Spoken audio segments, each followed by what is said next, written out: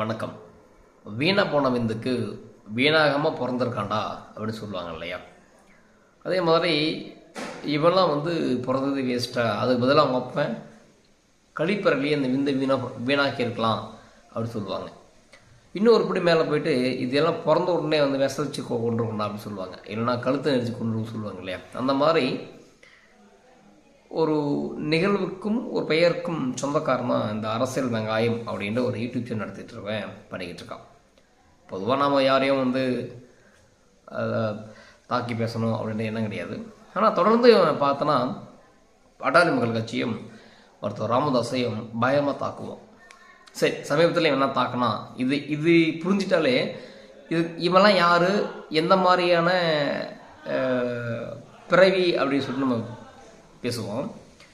மருத்துவர் ராமதாஸ் அவர்கள் சமீபத்தில் ஒரு ப்ரெஸ் மீட் வச்சார். அந்த ப்ரெஸ் மீட்டில் என்ன சொன்னார்னா, ராஜாஜி மது ஒழிச்சு சரித்திரத்தில் இடம் பிடிச்சிட்டாரு. அப்புறம் காமராஜ் அவருடைய ஆட்சி காலத்தில் அதிகமாக அணைகள் கட்டியிருக்காங்க. அதுக்கப்புறம் இந்த திராவிட கட்சிகள் அணைகள் கட்டலை. அதே மாதிரி பாட்டாளி மக்கள் கட்சியை தமிழ்நாட்டு மக்கள் ஏன் புறக்கணிக்கான்னு தெரில, நிச்சயமாக எங்களுக்கு வாய்ப்பு கொடுத்தா நாங்கள் அதிகப்படியாக சாதனை பண்ணுவோம் அப்படின்னு சொல்லியிருப்பார். இதற்கு ஒரு வீடியோ தயார் பண்ணிக்கிறார். இவன் தான் பெரிய அறிவாளி, இவனுக்கு காது வழியாக அறிவு உழுகுது, மூளையை இவன் யூஸ் பண்ணுறதை பத்தாமல் வாடகைக்கெல்லாம் வர மாதிரி பேசுகிறான். அதில் ராஜாஜியை ஐயா தப்பா ஐயா புகழ்ந்து பேசிட்டாரான் அப்படி சொல்லிட்டு ஒரு வீடியோ போடுறான். அந்த வீடியோ என்ன சொல்கிறேன்னா, ராஜாஜி குலக்கல்வி திட்டத்தை கொண்டு வந்தார் அவர். அதாவது செருப்பு தான் தைக்கணும், விவசாயம் பண்ணுற விவசாயம் தான் பண்ணணும், அப்புறம் இந்த மாதிரி திட்டத்தை கொண்டு வந்தார். அவர் ஒரு சாராயத்தை மட்டும் ஒழிச்சிட்டா அவர் புனிதராகிடுவாரா?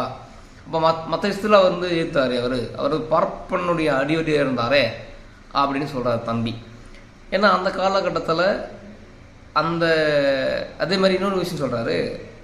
கிட்டத்தட்ட பார்த்தீங்கன்னா தமிழ்நாட்டில் 60,000 பள்ளிகள் மூடினார். அதுக்கப்புறம் அந்த காமராஜர் தான் நீ எவ்வளோ பள்ளிகள் முடிகிறாயோ அதை விட அதிகமான பள்ளியை தான் திறந்தாருன்னு சொல்கிறார். சரி, இந்த விஷயத்துக்கு வருவோம்.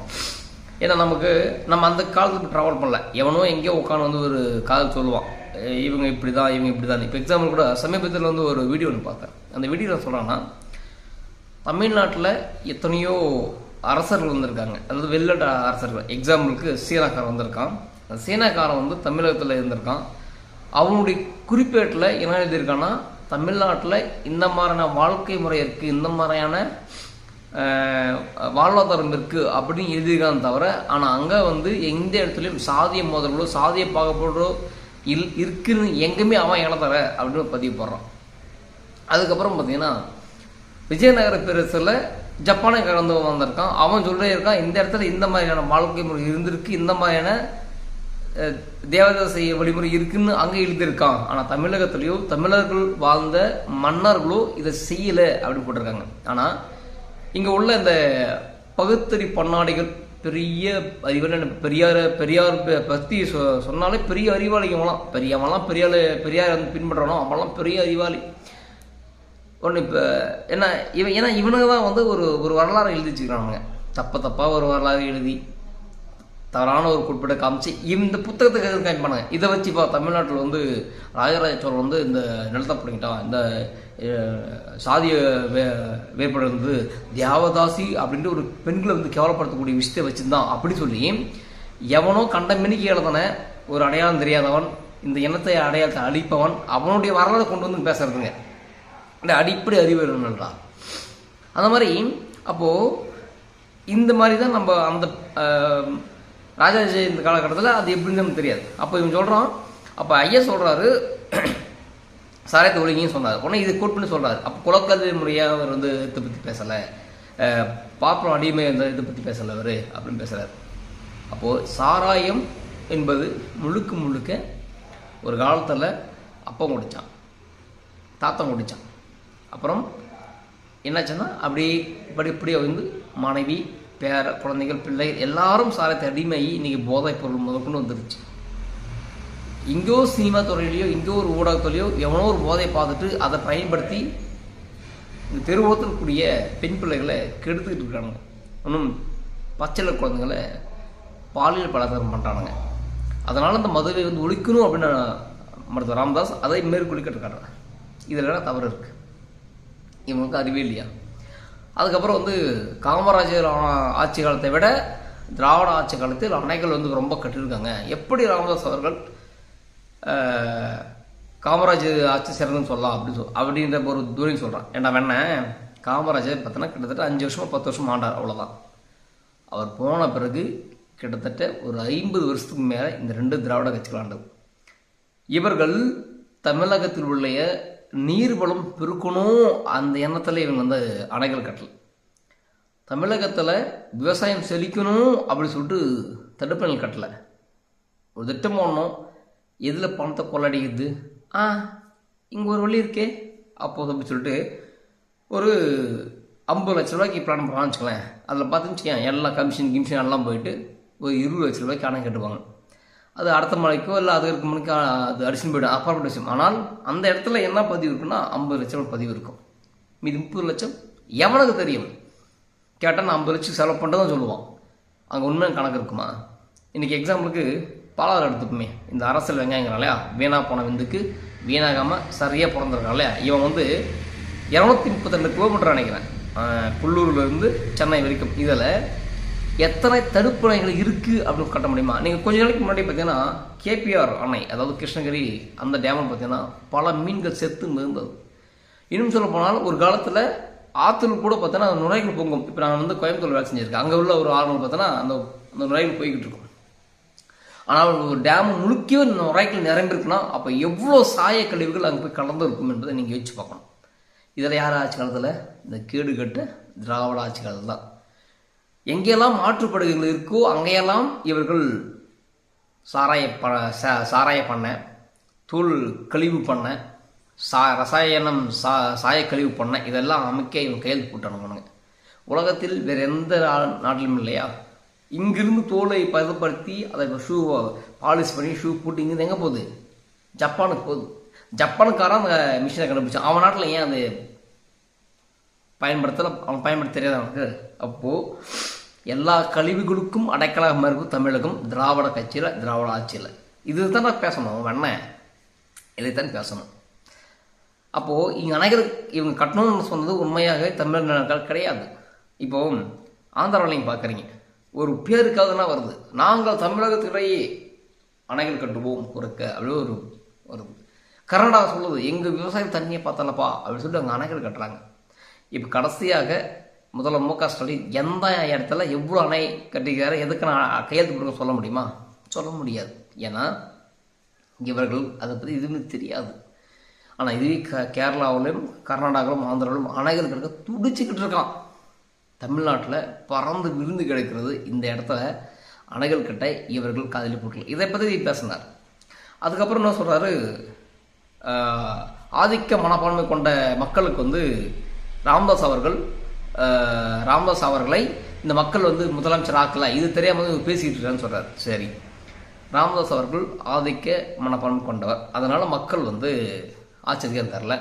தாழ்த்தப்பட்ட மக்களுக்காக புடுங்கி கட்டக்கூடிய, ஒடுக்கப்பட்ட மக்களுக்காக ஓடி உழைக்கக்கூடிய திருமாவளவனுக்கு ஏன் ஆட்சி தரல? இன்னமும் திராவிட கட்சிக்கிட்ட திமுக 2 சீட்டுக்கு 3 சீட்டுக்கும் விஜய் படத்தை சொல்லுவாங்கல்ல, அப்போ எதுக்கு அந்த மாதிரி எதுக்கு இவர் அங்கே பிச்சை இருக்குங்கிறாரு? ஏன் மக்கள் திருமாவளவனை தூக்கி முதலமைச்சராக ஆக்க வேண்டியதானே? டேய், முதல்ல அரசியல் தெரிஞ்சுக்கண்டா. எப்பறம் நீ எல்லாம் யூடியூப் சேனல் வச்சு நடத்தி ஒன்றுமே தெரியலடா எனக்கு. நீ எல்லாம் வந்து கீழே வந்து கமெண்ட் பண்ணுறாங்கப்பா, அவனுக்கு எவ்வளோ பேர் அறிவியல் இருப்பானுங்க. இங்கே சினிமா துறை மூலமாகத்தான் இங்கே கட்டமைக்கப்பட்டது. முதல்ல ராஜாஜி காலம் முடிஞ்சு காமராஜர் காலம் வருது. அப்படியே அப்படி பெரிய மகான் காமராஜர், நீ சொன்னால காமராஜர் ரொம்ப நல்லவர். ஆமாம், அப்படி பிற காமராஜரை சொந்த தொழில் தோக்க வச்சாங்க இந்த மக்கள், கேடுகட்ட மக்கள். அன்னைக்கு 1 ரூபா 2 ரூபா பிச்சை காசை வாங்கிட்டு வேட்டிக்கும் குடத்துக்கும் ஆசைப்பட்டு அவ்வளோ பெரிய மனிதரை தோக்கடித்தவர்கள் இந்த கேடுகட்ட மக்கள். அதன் பிறகு ஒவ்வொரு முறையும் வள்ளியூர் சொல்லுது படுறா, ஒவ்வொரு முறையும் இங்கே சினிமா துறை ஒவ்வொரு திரைத்துறையிலையும் அறிஞர் அண்ணாவை பற்றி பெரிதாக பேசி பாடி புகழ்ந்து மக்களிடத்தை கொண்டு சேர்த்தவர் எம்ஜிஆர் அவர்கள். எந்த பாட்டுனா எடுத்துக்கோ, தம்பி நான் பிறந்த காஞ்சியில் நேற்று அதை நான் உனக்கு சொல்லிட்டோமா இன்று அவங்க சொல்லிட்டு அங்கே அண்ணா எழுதி வச்ச ஓலை அப்படியே அதில் ஒரு பாடல் வரும். அப்புறம் புத்தன் இயேசு காந்தி பிறந்த பூமிக்கு அதுலேயும் அண்ணாவை பற்றி பாடல் வரும். அப்புறம் இந்த மாதிரி நிறைய பாடல் இருக்குது. சிரித்து வாழ வேண்டும் பிற சிரிக்க வந்து அதுலேயும் அண்ணாவை பற்றி ஒரு பாட்டு வரும். இந்த மாதிரி எத்தனையோ படங்களில் அண்ணாவை பெரிய பிரயோகம் பண்ணார். ஏன் அந்த எம்ஜிஆர் உன்னைக்கு தெரியாதா? அண்ணாவை விட தூய்மையானவர் காமராஜர் சப்போர்ட் யாருமே இல்லை. ஏன்னா அதான் அரசியல். அவ்வளோ பெரிய மனிதரை தோற்கெடுத்துக்கு முக்கிய காரணம் இந்த எம்ஜிஆர் அவர்கள். இந்த எம்ஜிஆர் அதுக்கப்புறம் அண்ணா போயிடுறாரு. போயிட்டு பிறகு கலைஞர்கிட்ட இருந்த ஆட்சி வருது.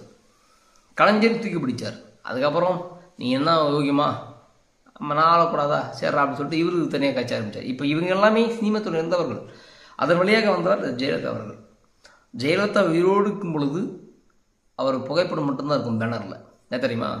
நீ இவ்வளோ பெரிய இன்றைக்கி வந்து எம்ஏ எம்பி எவனாலும் இருக்கட்டும், பட் ஏன் புகைப்படம் தான் இருக்கணும். ஏன்னா நாளைக்கு நீ வெளியே போயிட்டுனா உங்கள் இடத்துக்கு வேறு ஒருத்தர் போட்டால் அந்த மக்கள் யாருக்காக ஓட்டு போடணும்? எனக்காக ஓட்டு போடணும்.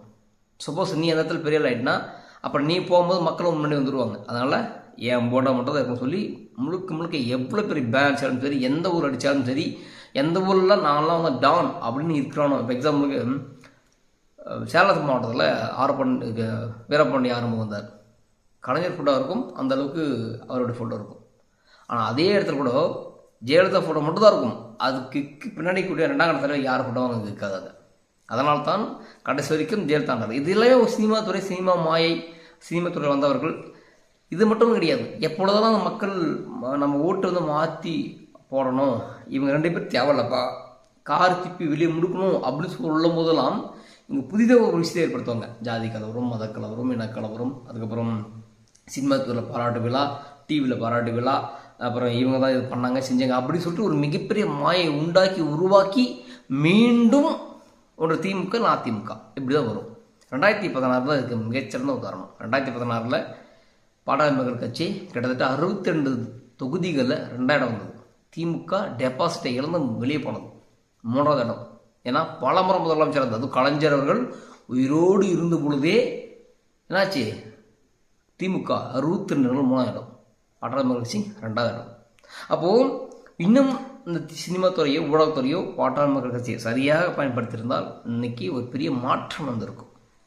இதெல்லாம் தெரியாமல் வாந்திட்டு இருக்கு. இங்கே வந்து மக்கள் ஆதிக்க மனப்பான்மை கொண்ட உங்களுக்கு வந்து வாக்கு தரல. சரி, நாங்கள் ஆதிக்க மனப்பான்மை தான், தளர்ந்த மனப்பான்மை, பெருந்த மனப்பான்மை. திரும்ப ஏண்டாம் 2 சீட்டுக்கு வந்து பிச்சை எடுக்க வர்றாங்க. அதை பற்றி பேசுகிறாங்கல்ல. 6 சீட்டு எம்எல்ஏக்கு 6 சீட்டு தான், எம்பிக்கு 2 சீட்டு தான், அதுவும் தனித்துவம் தான் நிற்கணும். ஆனால் பாட்டாளி மக்கள் சாப்பிட்டு கிடையாது. எம்பியில் இப்போ 10 சீட்டு, அடுத்த எம்எல்ஏவில் 60 சீட்டு வாங்குவாங்க. திருமாவளவன் 6 சீட்டுக்கு போராட. ஆனால் 6 சீட்டுக்கு போராடக்கூடிய திருமாவளவன் நீங்கள் 60 சீட்டுக்கு பாரதிய இருக்கக்கூடிய பாட்டாளி மக்கள் கட்சிங்கடா. ஏன் சொல்ல வரேன்னா, ஒருத்தரை பற்றி பேசணும், அதை திருத்திடக்கூடாது. இதைத்தான் வந்து இதுக்கு முன்னாடி இதுதான் பண்ணான். அதனால தான் இங்கே தமிழ் குடியில் ஒருவரும் சேரல. சொல்கிறேன், இவர் ராமதாஸ் அவர்கள் எப்பொழுதுமே வந்து சாதி ஒழிப்பு பற்றி பேச முடியாது, சாராய ஒழிப்பு பற்றி தான் பேசுவாங்க. வெண்ண சாதி ஒளிந்து விட்டால் இங்கே தமிழ் குடிகள் எவன்கிட்ட தெரியாது. ஆனால் தமிழ் குடிகள் தான் இவங்க சாதின்ட்டு பெயர் வச்சுருக்காங்க. இப்போது இங்கே யாரான கேட்டிருக்கான்? மு.க. ஸ்டாலின் முழுக்க தெலுங்கு தாய்மொழி. அவர் எப்படி நீ அடையாளம் கண்டுபிடிப்ப? ஏன்னா நீ ஒவ்வொரு மாநிலத்திலும் போ. நீங்கள் ஆந்திரா போங்க, இன்றைக்கி சந்திரபாபு நாயுடு முதலமைச்சர் வேட்பாளர், ஜெகன்மோகன் ரெட்டி முதலமைச்சர் வேட்பாளர். அங்கே சாதி பேர் சொல்லி தான் நாங்கள் ஆண்டுருக்கோம். அங்கே ஆந்திராவில் சாதி கிளம்பு நடந்துக்கிட்டு இருக்கா? இல்லை அங்கே உள்ள ரெட்டிகளுக்கும் நாயுடுகளுக்கும் அவங்களோ தாழ்த்தப்பட்ட மக்களோ அல்லது ஒடுக்கப்பட்ட மக்களோ வாக்களிக்கவில்லையா? அதே மாதிரி தான் கேரளம், அதே மாதிரி தான் கர்நாடகம். உண்டியல் குளிக்கிற உண்டியல் அந்த ஊரில் சாதி இருக்குது. தமிழ்நாட்டை மட்டும் தாயை ஒழிச்சு நீங்கள் என்ன புடங்க போகிறீங்க? இப்படி சொல்லி தானே. இது அதனால தான் தமிழ்நாடு இன்றைக்கி தமிழ் கையில் இல்லை. வந்தவன் போனவன் பேண்டவங்கிட்டலாம் தமிழ்நாடு கையில் இருக்குது. இதை சொல்லி தான் நீங்கள்லாம் இன்றைக்கி வந்து பேசுகிறீங்க. நாங்கள் சமத்துவப்படும் நீ எதை சொல்லலை. ஒரு தமிழனுக்கு ஆந்திரா கர்நாடகா எவனும் இது கிடையாது. இந்த பாலாப்பணம் தமிழை தான் எதிரி. இந்த பாலாபலம் தமிழ் தான் துரோகி, இந்த பாலாபலம் தமிழ் தான் எச்ச. அதனால்தான் இங்கே தமிழன் ஆளல. வழக்கமாக சொல்லுவாங்க, டேய் நீ ஒரு கேரளாக்காரன் போய் ஒரு ஃபேக்ட்ரியில் விட்டுருப்பார், ஒரு 6 மாதத்தில் அந்த ஃபேக்ட்ரிக்குள்ளே பல பேர் கேரளாக்காரன் வேலை செஞ்சுருப்பான். ஏன்னா அவனுடைய குணம் அந்த மாதிரி, அவன் நல்லா கூட்டு வேலை வச்சுப்பான். அதுவே தமிழ்நாட்டில் விட்டுப்பார், அதனால் என்ன பண்ணுவான், இருக்கிற தமிழை வெளியே தோற்றுருவோம். ஏன்னா அந்த ஒற்றுமை இல்லை அப்படி சொல்கிறாங்க. அதான் சொல்ல வரேன். அப்போ நீங்களாம் அரசியல் பேசி என்ன புடங்க போகிறீங்க, கிழிக்க போகிறீங்க. இனிவே இன்னமும் நிச்சயமாக இனி வரக்கூடிய காலங்களில் இந்த அரசியல் வெங்காயத்தை வீணாக போனவனுக்கு வீணாக பிறந்திருக்கான் இல்லையா, இவனை கிழிச்சு டார் டாராக தொங்க விடப்படும்.